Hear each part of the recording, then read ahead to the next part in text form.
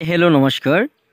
আজি মই class 10ৰ chapter 1 বাস্তৱ সংখ্যাৰ অনুশীলনী 1.1ৰ দ্বিতীয় নম্বৰ কুৱেশ্যনটো কৰিবৰ কাৰণে চেষ্টা কৰি আছোঁ জ্ঞান সাগৰ ইউটিউব চেনেলৰ পৰা। তো আজি মই আৰম্ভ কৰোঁ 2 নম্বৰ কুৱেশ্যনটো। দেখা যাক গাইজ কি বুলি দিয়া আছে। এতিয়া এই 2 নম্বৰ কুৱেশ্যনটো তোমালোকে চোৱা। ইয়াতে লিখা আছে যে দেখুওৱা যে যিকোনো যোগাত্মক অযুগ্ম অখণ্ড সংখ্যাই 6q+1 বা 6q+3 বা 6q+5 আৰ্হিত, য'ত q এটা কোনোবা অখণ্ড সংখ্যা।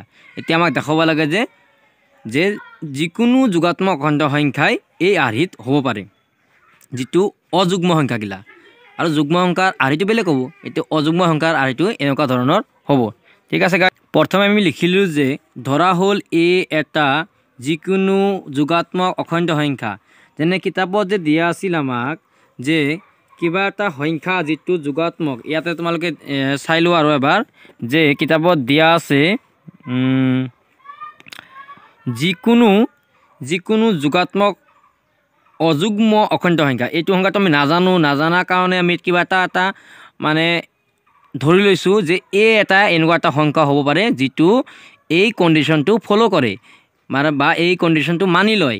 সেইকাৰণে আমি এ বুলি ধৰি ল'লোঁ যে ধৰা হ'ল এ এটা যিকোনো যোগাত্মক অখণ্ড সংখ্যা। ঠিক আছে গাইজ, ইয়াৰ পিছত আমি কি কৰিম চাই থাকা। এতিয়া আমি লিখি ল'লোঁ যে ইউক্লিড বিভাজন প্ৰমেয়িকা মতে a=bq+r, যিটো আমাৰ চৰ্তটো ইউক্লিড বিভাজনৰ যিটো প্ৰমেয়িকাৰ চৰ্তটো, এই চৰ্তটো। এতিয়া ইয়াতে আমি 1 নম্বৰ দি থৈ দিছোঁ কাৰণ এইটো আমাৰ দৰকাৰ হ'ব পিছত, সেইকাৰণে আমি 1 নম্বৰ দি দিছোঁ। আৰু ইয়াৰ চৰ্ত আছে যে এই আৰ যিটো এই লাষ্টৰ আৰটোৰ মান নিৰ্ধাৰিত কৰিবৰ কাৰণে এটা চৰ্ত দি আছে যে 0তকৈ ডাঙৰ হ'ব পাৰে আৰৰ মান বা সমান হ'ব পাৰে আৰৰ মান, কিন্তু আৰতকৈ ডাঙৰ হ'ব পাৰে বা সমান হ'ব পাৰে বিৰ মান। মানে এনেকুৱা এটা সংখ্যা হ'ব যিটো বিতকৈ সৰু হ'ব আৰু 0তকৈ সমান হ'ব বা ডাঙৰ হ'ব, সেইটো হ'ব আৰ। তেনেহ'লে আমি এই আৰৰ মানটো, বিৰ মানটো আৰু কিউৰ মানটো কেনেকৈ পাম তাক আমি জানিবৰ কাৰণে চেষ্টা কৰিম। এতিয়া আমি এটা এক্সাম্পল লৈ দেখাই দিলোঁ যে এৰ মান যদি 10 হয় তেনেহ'লে 6ৰে হৰণ কৰিলে কেইবাৰ যাব, এবাৰ যাব। এই 1টো ওপৰত লিখি দিলোঁ আৰু যেতিয়া 10ৰ ভিতৰত 6টো বিয়োগ কৰি দিম তেতিয়া 4 পাম। এই 4টো হ'ব ভাগশেষ, এইটো আৰ বুলি ধৰা হয়। আৰু যিটো 10টোক আমি এ বুলি ধৰা হয়। আৰু যিটো যেইবাৰ গৈছে এইটো হ'ল ভাগফলটো সদায় কিউ বুলি ধৰা হয়। আৰু যিটো সংখ্যা দি ভাগ কৰিছে এইটো ভাজ্য বুলি কোৱা হয় আৰু এইটো বি বুলি ধৰা হয়। সেই হিচাপত আমি এই সংখ্যাটো ধৰিব পাৰোঁ। সেইমতে আমি যদি 6ৰে কিবা এটা সংখ্যা যদি এ বুলি ধৰি লওঁ, এই সংখ্যাটো আমি নাজানো, তেতিয়া যদি আমি এই 6ৰে যদি এই সংখ্যাটো আমি হৰণ কৰোঁ, হৰণ কৰাৰ পিছত আমাৰ কিবা এটা সংখ্যা, কিবা এটা ভাগফল পাম। এই ভাগফলটো আমি ওপৰত লিখি দিম, এইটো কিউ। আৰু যিমানখিনি সংখ্যাটো পাম এই সংখ্যাটো এই এৰ পে বিয়োগ কৰি যিমান এটা সংখ্যা পাম সেইটো কম আৰ। এই আৰটো হ'ব আমাৰ ভাগশেষ। ঠিক আছে, এতিয়া আমি লিখি দিলোঁ যে ধৰা হ'ল b=6। এতিয়া আমি b=6টো কৰিব পালোঁ যে 6q+1 6q+3 6q+5 এই সংখ্যাবিলাকত এই আৰ্হিত আছে bq+r, এই আৰ্হিত আছে। এই আৰ্হিটো আমি ইয়াৰ পৰাই পাওঁ যে বিৰ মানটো 6 বুলি দিয়া আছে, এই আৰ্হিতে দিয়া আছে। এইটো আমি ইউক্লিডকৰণ বিধি প্ৰমেয়িকা মতে আমি এই ফৰ্মেটটো আমি বুজি পালোঁ যে এইখিনি যিটো কিউৰ আগত যি মানটো থাকিব সেই মানটো হ'ব বি। তেনেহ'লে এই কিউৰ আগত 6 আছে, এইটো কিউৰ আগত 6 আছে, এইটো কিউৰ আগত 6 আছে, তেনেহ'লে এই বিৰ মানটো হ'ব 6। সেইমতে আমি 6 বুলি ধৰি ল'লোঁ। এতিয়া এই 6ৰে যদি আমি এক হৰণ কৰোঁ তেনেহ'লে আমি কি পাম সেইখিনি এতিয়া আমি চাই লওঁ। এতিয়া আমি লিখি দিলোঁ যে যদি 6ৰে যদি এক আমি 6ৰে হৰণ কৰোঁ তেনেহ'লে আৰৰ মান আৰু কিউৰ মান আমি পাম। ঠিক আছে, আৰৰ মান আৰু কিউৰ এটা মান পাম। সেই মানখিনি আমি বহাই দিলে এই যিটো আৰ্হি যে 6q+1 6q+3 6q+5 যিটো আমি ইয়াতে প্ৰুফ কৰিব লাগে বা ইয়াতে মানে ওলাই দেখাব লাগে, সেইখিনি আমি এই আৰ্হিতে পাই যাম যদি আমি এই মানখিনি বহাই যাওঁ।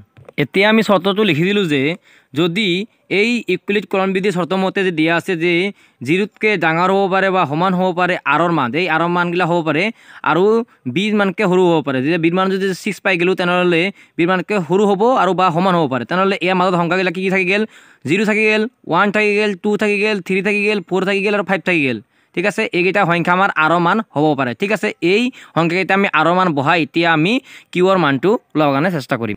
এতিয়া যদি আমি আৰৰ মান যদি শূন্য বুলি ধৰি লওঁ, যিটো প্ৰথম চৰ্ত মতে আমি শূন্য পাইছিলোঁ, এই শূন্যটো যদি এতিয়া আমি আৰৰ মান যদি শূন্য বুলি ধৰি লওঁ, তেনেহ'লে এই প্ৰথম কণ্ডিশ্যনৰ মতে এ ইজুকেল বি কিউ, মানে বিৰ মান 6 পালোঁ, তেনেহ'লে 6q প্লাছ আৰৰ মান শূন্য, তেনেহ'লে এই শূন্য মানে শূন্য হয়, এতিয়া কোনো ভেলু নাই, তেনেহ'লে 6q এইখিনি পাই গ'লোঁ। এই 6qটো কি হ'ব? যোগাত্মক সংখ্যা হ'ব। এনেকুৱা ধৰণৰ আমি বাকীগিলা সংখ্যাগিলাও পাতি দিম, যিমানখিনি আৰৰ মান আছে, যিখিনি আমি এই বক্সত পাইলোঁ 1 2 3 4 5, এই বাকীখিনি আমি পাতি দিওঁ। এতিয়া দেখা পালোঁ যে যেতিয়া আমি আৰৰ মান 1 বুলি ধৰিলোঁ, তেতিয়াহ'লে এই 1 নম্বৰ যিটো কণ্ডিশ্যনৰ মতে, এই যিটো আমাৰ ইকুইলিট বিভাজন প্ৰমেয়িকাৰ মতে এ ইজুকেল 6q প্লাছ 1, তেনেহ'লে এই এ ইজুকেল 6q প্লাছ 1টো যিটো 6q প্লাছ 1টো অযুগ্ম সংখ্যা হ'ব। ঠিক আছে, এই ফৰ্মেটত যুগ্ম আৰু অযুগ্ম যুগ্ম অযুগ্ম এনেকৈ সংখ্যাগিলা পোৱা যাব। এই বাকীখিনি সংখ্যাখিনি মই লিখি দিম।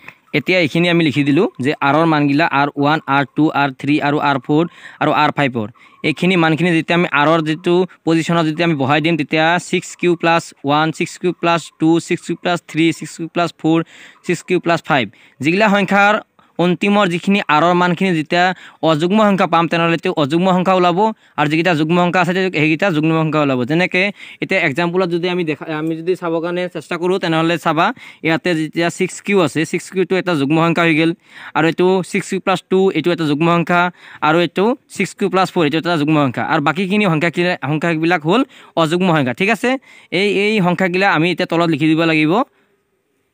এতিয়া আমি লিখি দিলোঁ, এতেকে এ যদি অযুগ্ম সংখ্যা হয়, তেন্তে ইয়াৰ অযুগ্ম যিগিলা আৰ্হিগিলা হ'ব, সেই আৰ্হি হ'ব 6q প্লাছ 1 6q প্লাছ 3 আৰু 6q প্লাছ 5 আৰ্হিত হ'বই। এইখিনি আমি প্ৰমাণিত কৰিলোঁ। এইখিনিত এই যিখিনি আমি দাগ দি দিছোঁ, এইখিনি হ'ল যুগ্ম সংখ্যা, আৰু বাকী যিকেইটা আছে এইগিলা হ'ল অযুগ্ম সংখ্যা। ঠিক আছে, এইটো হ'ল 6q প্লাছ 1, এইটো হ'ল অযুগ্ম সংখ্যা হ'ল, আৰু যিটো 6q প্লাছ 3 এইটো এটা অযুগ্ম সংখ্যা হ'ল, আৰু 6q প্লাছ 5 এইটো এটা অযুগ্ম সংখ্যা হ'ল। এই তিনিটা সংখ্যা হ'ল এই আৰ্হিত আমি পাম, সেইকাৰণে আমি এইখিনি লিখি দিলোঁ। এইখিনিতে আমাৰ এই উত্তৰটো সম্পূৰ্ণ হ'ল।